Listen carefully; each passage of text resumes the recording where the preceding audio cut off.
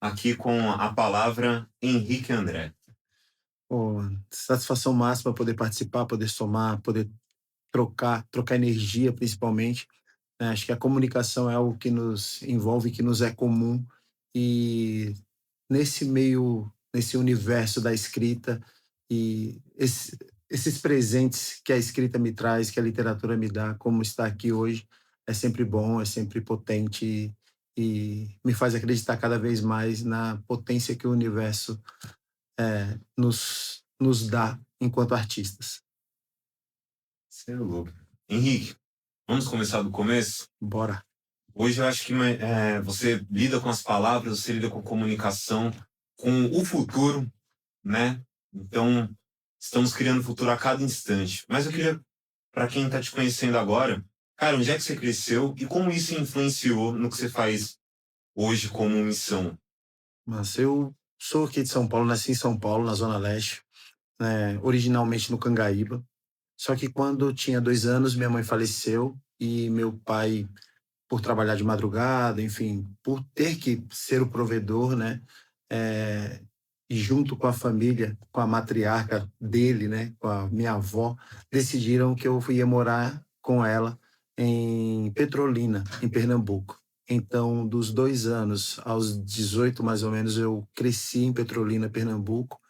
Na minha formação, eu sou muito mais nordestino do que sudestino, e minha criação política, artística, toda a minha base vem desse lugar, dessa, desse, dessa brincadeira, dessa dança entre Petrolina e Juazeiro, que são cidades vizinhas, Pernambuco e Bahia. Então, a minha formação vem daí. E aí, depois de adolescente, adulto, jovem, eu voltei para São Paulo e mergulhei na cultura de baile, na subsolo da Galeria do Rock. Era a minha segunda casa, pesquisando música, conhecendo estilos. Galeria do rap também, né? Exato, sobre isso, Galeria né? do rap, do rock, Do do reggae. reggae. E tá tudo junto ali no triângulo, né, cara? Perfeito, isso mesmo. E a rua, claro, né? Que E é eu, a grande galeria de todas, no e eu, caso. e eu brinco também, falo que é a Galeria do Preto, né? Que acho que ali várias comunidades pretas, né? Inclusive a comunidade preta do rock, que algumas pessoas ainda insistem em apagar, se fortaleceu ali, se consolidou ali, várias bandas. E dentro dessa construção, estou aqui eu hoje, né? Escrevo desde os 12 anos, 10 anos de publicação. A primeira publicação foi em 2014, uma coletânea de poesias chamada Memória de Lembranças Esquecidas, que mostrava muito o que eu sentia, o que eu queria e como eu via o mundo, e querendo desenvolver mais essa aptidão no declamar, conhecendo a poesia de slam por volta de 2010, eu fui fazer um curso de teatro que, por incrível que pareça, não me fez declamar bem minhas poesias, mas fez com que eu escrevesse meu primeiro livro em prosa, que é Alagbara, o Sonho, que me levou para o universo do afrofuturismo, que me levou para o universo da literatura fantástica e que foi um grande presente que eu recebi, né, a concepção desse livro, que me faz entrar também no universo da literatura infantil, escrevendo o primeiro livro no Brasil que trata de afrofuturismo para crianças, que se chama Afrofuturo Ancestral do Amanhã. E escrevi também a Nanda, Porque Sou Tão Pretinha, que é uma menina que se percebe no mundo diferente, não pela dor, não pelo bullying, não por, enfim, pela crueldade que o racismo traz, mas pela percepção do mundo, e ela teve essas perguntas acolhidas pela sua família, pela sua mãe, pelo seu pai, pela sua avó, pelo seu irmão, e ela consegue dialogar, trocar sobre isso. E aí tem projetos novos aí rolando, tem Catarse rolando, né, Você, para combinar. desculpa te Claro. interromper, mas você comentou que escreveu um dos primeiros livros, Afrofuturistas para Crianças, certo? Isso. E a minha pergunta é, você como criança, assim, tipo, você lembra qual foi o primeiro livro que, como criança, ou a sua Memória Esquecida, mais antiga a respeito do primeiro livro, dos seus primeiros livros. Quais foram? Você lembra? Como que eles te moldaram para você depois de quantos anos? 20 anos e É. poucos escrever? Depois...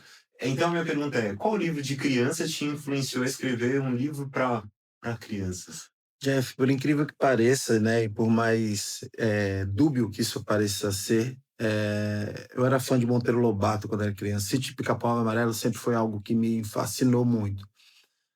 Pelas vivências simples que ali tinham e por esse universo fantástico, e é uma fantasia brasileira, enfim. Hoje, com consciência racial e também sabendo, né, enfim, o que e quem foi Monteiro Lobato, é algo que não me apetece mais, mas a minha base vem desse lugar, né? Principalmente porque na minha infância tinha um disco de vinil que era muito legal, com as músicas do músicas feitas para o Sítio do Pica-Pau Amarelo, com grandes artistas, com Maria Bethânia, com Gil, né? Gil. Tinha também uma música minha predileta, que é a Vira Homem, do ah, ah, nem Mato Grosso. Secos e Molhados? Isso, Secos e Molhados, exatamente. E nesse disco de vinil tinha uma parada que era uma brincadeira com sombra. A gente montava em cima do disco uns bonequinhos, botava uma luz de lanterna e na parede ficava meio que contando a história. Então isso me fascinava muito, esse lugar da contação da história, do lúdico que esse material proporcionava. Então a minha primeira memória assim, de livro que eu... Porque também, infelizmente, o livro na minha infância era tratado, o livro, a biblioteca, como lugar de castigo. Ah, se a criança está muito agitada, dá um livro na mão dela, põe ela de castigo para ela ler, né? Então, a minha primeira memória de prazer, de empolgação, de escutar a história, ver a história, ler a história e ver como a pluralidade que essa história pode se tornar, pode ganhar, foi através desse lugar aí, desse conto do Sítio do Pica-Pau Amarelo que reverberava. Sensacional, cara. As pessoas leem menos hoje? Deve ser uma falácia. As pessoas leem muito, os jovens leem muito. Ano passado eu tive em 3 bienais. Eu fui na Bienal do Rio, fui na Bienal de Alagoas, fui na Bienal de Pernambuco, né? E fui na Bienal esse ano de Guarulhos. Nosso povo, nossa juventude, ela lê muito. Agora, o que é ofertado para essa galera ler, né? É só os best-sellers, só os Harry Potters da vida, nada contra, certo? Sou fã. Harry Potter, Senhor dos Anéis, Game of Thrones. A nossa molecada tá lendo isso, os mangás, né, os tokusatsu, eles estão lendo tudo isso. Mas existe uma gama de profissionais, de escritores, de artistas que estão no meio underground, que são muito potentes, trazendo histórias lindas, histórias cheias de fantasia, cheias de aprendizado também, um aprendizado que dialoga diretamente com quem a gente é, com quem a gente se formou, como a gente se formou, que o mainstream, infelizmente, não entrega, né? A gente ainda trabalha com a ideia que quadrinho nacional é só Maurício de Souza, sendo que a gente tem uma Afrodynamic, que é uma editora periférica da Zona Norte, que trabalha com títulos independentes, lindos, maravilhosos. Tem a editora Quitembo, uma editora da Brasilândia, que só trabalha com literatura fantástica. É a primeira editora que só trabalha afrofuturismo no país também. Tem mais de 20 títulos publicados. Entre esses títulos também quadrinhos, literatura fantástica, literatura infanto-juvenil, literatura infantil, e isso não é entregue. Mas leitores nós temos muitos leitores. Só que existe uma gama da sociedade ainda, que é aquele 1% que quer nos ver como subalternos ou que alimentam um racismo estrutural que querem vender essa ideia que nós não somos letrados, que nós não somos produtores intelectuais, que nós não somos leitores ou consumidores de arte ou de qualquer tipo de cultura que não seja deles. Uma cultura eurocêntrica e que não dialoga, que não faz mais sentido para a gente. Porque, assim, você comentou agora um pouco sobre o Monteiro Lobato, né? Lembro que tinha a TV Globinho e tinha o Sítio do Pica-Pau Amarelo, né? nos anos 90 tinha um Castelo rá um Turma do Júlio, essas coisas, desenho animado ainda tinha. Hoje em dia eu vejo que passa pouquíssimo, ou se não, se é que ainda tem desenho animado na TV aberta, né? Ou qualquer tipo de interação mais infantil. Eu sinto que as crianças têm menos espaço hoje em dia, de certa forma, em veículos públicos, né? De massa, ou que de alguma forma tem algum fim socioeducacional também, né? Como alguns desses programas tinham essa questão de ensinar algo também, né? Então, eu tô te perguntando assim, como que a gente pode caracterizar o imaginário infantil de 2024, de 2020 para cá, dessa década de 20 agora, né? Jeff, existe uma evolução, que é uma evolução natural, né? Somos seres humanos melhor que nossos pais foram. Isso é meio que inegável pelo processo natural que a vida nos proporciona.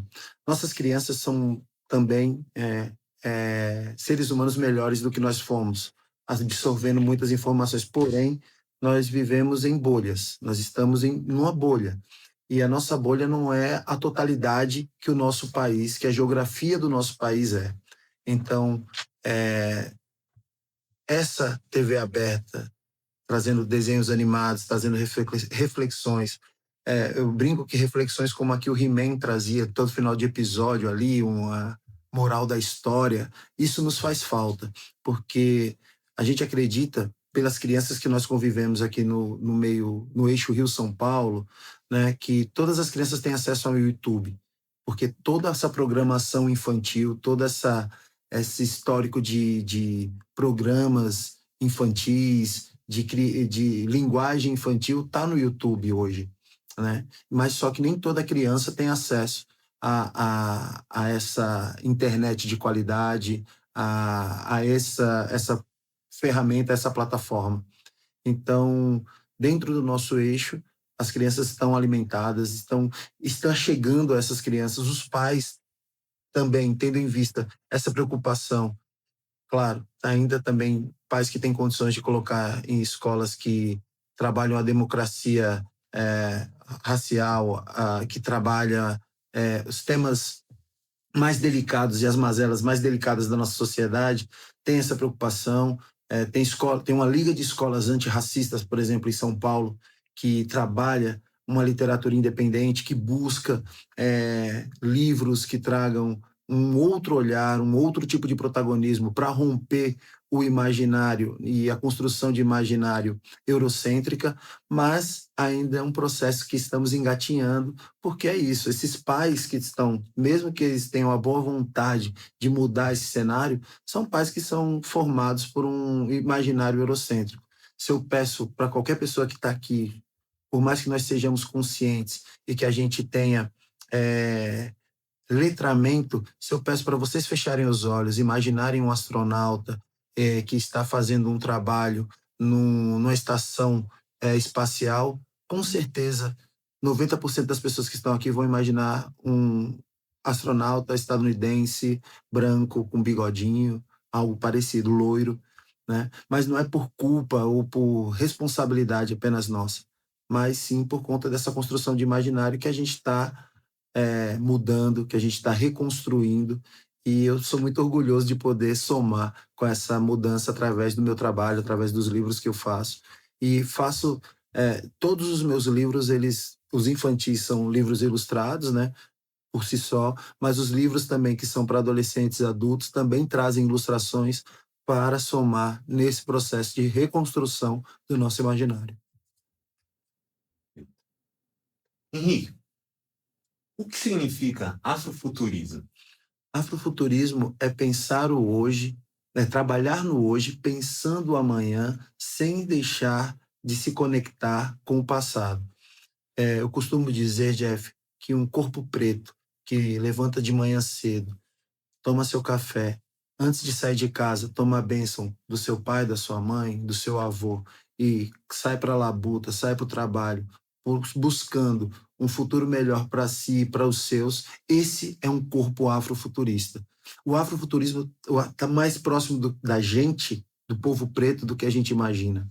Só que ainda é uma palavra que traz um certo distanciamento. Mas a ação afrofuturista, porque o afrofuturismo é um movimento não só cultural, ele utiliza a arte como principal ferramenta para fazer a conexão entre os corpos pretos, frutos da diáspora africana. Mas ele é um movimento político, econômico, social, cultural, né, que pensa futuros prósperos, futuros potentes, futuros felizes para corpos pretos que não se desvinculam, que não se distanciam da sua ancestralidade, seja essa ancestralidade próxima, pai, mãe, avô, avó, tios, tias, ou a ancestralidade em África também, que é as tecnologias ancestrais que nos trouxeram até aqui. A tecnologia da roda, a tecnologia que a gente está exercitando agora, a tecnologia da oralidade, né? A tecnologia de cura pelas ervas, das, das, do Filosofia. da filosofia e dos cultos ancestrais através da religiosidade. Então, todas essas são tecnologias, são culturas que nos trouxeram até aqui, né? Principalmente num país como o nosso, que teve um plano higienista que queria que até o ano 2000 não existissem mais corpos pretos. E fizeram muito, investiram muito para que isso acontecesse. Trouxeram italianos, alemães, japoneses, nada contra nenhum desses povos, mas é, pagando e dando o principal bem que o país tem, que é terra, e enquanto os corpos pretos eram largados à boa sorte. E que bom que nós temos ancestralidade, temos muito axé e temos muita boa sorte. Henrique, o nome do episódio de hoje, né, é Quem Trinca. Então, para criadores, para pessoas que imaginam o futuro, como eu acredito que é o seu caso, né, chega momentos que a gente não sabe muito bem o que fazer, e a gente precisa de apoio, né? Então, a minha pergunta é, quando você estava nesse processo de criação dos livros, da sua carreira e de se entender como de fato quem você é, né? Quem te apoiou, quem trincou e quem você gostaria agora de mencionar que te deu forças para você pensar no futuro, Jeff, que te desbloqueou? eu tenho. É isso. Quem destravou o HD foram. Acho que tem três momentos aí. Primeiro, da família, propriamente dita, família consanguínea. É, meu pai, a gente tem vários. Tivemos, na verdade, vários problemas, né, no decorrer da. Até mesmo por esse distanciamento que eu citei, né? Que ele continuou aqui em São Paulo, eu fui morar em Petrolina, então cresci um pouco distante do meu pai. A gente teve vários problemas de diálogo, mas meu pai é o cara que sempre trincou comigo. Meu pai nunca me abandonou, meu pai nunca deixou faltar afeto para mim. Dentro daquilo que ele poderia me dar de afeto e como ele sabia dar afeto, ele foi um cara que foi muito presente na minha vida e que sempre, e ainda hoje, sempre trinca comigo, né? E muitas vezes não acreditando, porque é isso. Ele é o cara que fala assim para mim, até hoje, chega, Henrique, você não quer fazer um Senai, não, não quer, tipo, mesmo às vezes não acreditando naquilo que eu escolhi para minha vida, mas ele nunca deixa de me apoiar, deixa de trincar. Outra pessoa é uma tia mais nova que eu tenho, chama Sandra, professora hoje, que também, dentro da sua forma de dar afeto, é uma pessoa que está sempre presente, sempre dando uma palavra amiga, um conselho, uma bronca, né? Sempre cobrindo, sempre protegendo, cobrindo na ancestralidade também, cobrindo na, na, no sagrado, que ela é uma Yalorixá hoje, então ela também sempre é, protegendo com as ferramentas e com a sabedoria que ela tem. Tem os amigos, né? Os novos amigos e os antigos amigos também. É, o Regis, que eu acabei de citar, é um grande amigo. Foi ele que percebeu que a Lagbara era uma obra afrofuturista e sempre estamos juntos, sempre estamos trocando, conversando, fazendo projetos juntos. É uma pessoa que trinca. Tem também o próprio Israel Neto e o Anderson, que são da editora Quitembo. São pessoas que trincam, que estão juntos, que estão somando. E tem os que já estão trincando e que com certeza vão trincar no futuro, seguir trincando. E aí, sem querer ser injusto com ninguém que já passou na minha vida ou com amigos, enfim, essas são algumas pessoas que cito, mas com certeza muitas outras trincaram e trincam todos os dias, somam todos os dias para que as coisas aconteçam. Eu acredito muito na vida quilombada, na vida em comunidade. A gente não faz nada sozinho. Por mais que a gente acredite nessa falácia que o capitalismo nos traz, que a gente tem que ser sozinho, que a gente tem que correr pela gente mesmo, se a gente não correr ou se a gente não fizer, alguém vai vir e vai tomar. Quando a gente faz com a energia coletiva, quando a gente faz assim com soma, como estou vendo que vocês estão fazendo agora, acreditando no outro, e pelo simples fato de fazer, e da energia circular e de ver aquilo materializado, realizado, é isso que faz sentido, né? É esse o quilombo que eu quero, é essa a vivência que eu quero. E sempre que eu posso, eu me predisponho a participar e ajudar e a somar, porque é essa comunidade que eu acredito, é essa construção que a gente tem um provérbio africano que fala que é necessário uma aldeia para criar uma criança. Eu brinco que é necessário uma aldeia para criar também um homem, para suportar tudo aquilo que a gente passa e segue passando, né, sendo homem preto, sendo fruto de um racismo estrutural. Então, essa sensação de aquilombamento ela é algo, e eu sou muito privilegiado por ter esse aquilombamento no meu terreiro, na minha família, nas construções de afeto que eu faço, né, nas construções de amizade que eu faço e nas novas amizades que eu formo. Henrique, eu me confundi aqui, mas Aham. você me explicou agora há Sim, pouco, sim. né? O mundo de Ocicomo. Você pode explicar um pouco melhor? O Sicomo é um menino. O Sicomo na língua quibundo significa mágico. O Sicomo é um menino que tem autismo, que tem TEA e que ele vê a vida de uma forma diferente da que os neuroatípicos veem. Não que ele veja o certo ou errado, mas ele vê com a particularidade, com a sensibilidade, que às vezes parece dúbia, que é esse mesmo corpo que tem autismo, que não consegue se conectar a um abraço, consegue ter a sensibilidade suficiente para sempre te falar a verdade, sempre olhar nos teus olhos e falar o que está sentindo. Então, Ocicomo é isso. O mundo de Ocicomo é um mundo mágico onde é, aquilo que de repente nos parece estranho é algo belo, é algo poético, é algo colorido, né? Então, é um universo todo próprio de um menino que, por exemplo, ele vê que todo barco ele acredita que barco se escreve com N. E aí, quando questionado por que isso, ele fala: porque navio se escreve com N e todo navio é um barco. São associações, sinapses diferentes que não deixam de estar certas, de fazer sentido. É só a gente se predispor a sentir e a acolher esse sentido. E ele foi lançado foi publicado em qual ano mesmo? Na verdade, ele está no forno, né?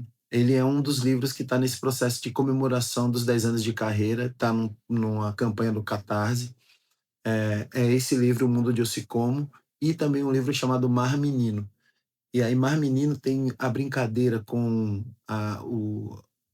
o traquejo, né, com a fala regional do Nordeste de Mar Menino, que é uma fala de espanto, uma fala Marra Assunta. de questionamento, né? Foi uma das falas que a minha família me trouxe. Mas, menino, tu escreve? Eu falei, escrevo. Marra Assunta é bem, moço. É. E o mar que todo homem tem dentro de si, o mar menino que a transborda, que é uma imensidão de menino que todo homem tem dentro de si. Então, Mar Menino traz poesias que também fazem parte de mim e fazem parte desse meu olhar sobre o mundo. Então, esses dois livros, eles estão hoje dentro de uma campanha no Catarse, né? Que pode ser adquiram, por favor, né? E estão aí para vir para o mundo. Henrique, finalizando, primeiro episódio do Bocas e Boas, aqui no quadro Quem Trinca, né? Que foi o tema de hoje aqui. Primeiro com meu amigo Wendel, agora com você. Eu não tenho nem como agradecer vocês todos que estão aqui, que trincaram comigo, que vão trincar também com outras tribos. Eu me sinto um privilegiado, entendeu? Depois eu vou deixar o link aqui para a campanha do Catarse aqui do Henrique, certo? E, mano, eu queria te perguntar algumas coisas aqui. Se você pode compartilhar com quem está nos ouvindo e assistindo, né? Você poderia citar três principais livros, três livros assim para a gente abrir a cabeça sobre os novos escritores e escritoras brasileiras? Vamos lá. Tem um livro do Will Braga, chama O Mio Palolô. É uma fantasia que é incrível. Tem os livros, todos os livros da Lu Ainzala. Lu Ainzala é uma carioca, é a primeira mulher que escreve afrofuturismo no Brasil, uma contemporânea nossa, e que tem uma pesquisa riquíssima, muito potente. E tem o livro Baby, a Menina Maravilha, um livro infantil. Baby, a Maravilha Mirim. É um livro infantil que fala como lidar com o medo e traz um arquétipo da cultura africana, que são os adinkras, né? E explica o que são os adinkras e traz alguns exemplos e significados de adinkras no final do livro, que é da editora Afrodinâmica e foi ilustrado pelo Regis Rocha. Então, esses três livros eu acredito que vai somar muito com sua audiência, né? São livros que são muito potentes. E aí também tem os meus, né? Vamos ver. além desses três, tem os meus também, que eu particularmente gosto muito, que realmente tem me dado presentes como esse destaque, como mais uma Onde vez. o pessoal consegue adquirir seus livros? Através do meu Instagram. O Instagram é a minha principal ferramenta, ou através do site das editoras, da editora Quitembo, da editora Afrodinâmica e da editora Anansi também. Só encontro lá como, então, Henrique? Henrique André. No Instagram é Henrique_André SC, que é uma brincadeira no final com o escritor. Henrique_André SC. Você queria que eu tivesse te perguntado alguma coisa que eu não perguntei, mas você considera que seja muito importante você falar aqui pra galera? Jeff, eu acho que essa troca foi muito potente. Na verdade, assim, você me deu uma liberdade de fala e uma acolhida foi tão incrível que é isso. Eu falei tudo o que eu acredito, tudo de forma leve, e acho que é isso. Acho que agora é a galera nos seguir, né? Nos conhecer mais. E deixo aberto também se você quiser fazer mais alguma pergunta que você não fez ou alguma curiosidade. Bocas e boas aqui, encerrando, certo? E sim, eu tenho uma pergunta que eu não fiz para ti, que é um grande dilema na minha vida, e é: o que é sonho e se você lembra do último sonho que você teve? Gente, muito obrigado. Bocas e boas, quem trinca, Henrique. Sonho é tudo aquilo que a gente planeja para realizar. Sonho é toda a magia que a gente é educado a esquecer na vida adulta, mas que a gente na verdade, que ele teima em nos perseguir toda noite. O último sonho que eu tive foi com um processo de escrita que está se materializando, que são os contos de Cucucaia. Cucucaia é um espetáculo de Eleomar Xangai e Geraldo Azevedo, que significa, esse termo significa quero você aqui. E aí eu estou escrevendo pequenas esquetes infantis que tratam sobre saudade, sobre diversos tipos de saudade. Então esse foi meu último sonho. Sonho é algo poderoso que nos movimenta e que alimenta toda a arte que há em nós, toda a magia que ainda nos é permitido fazer e viver. É isso. Go, shikaz, shikaz, shikaz, go, shikaz.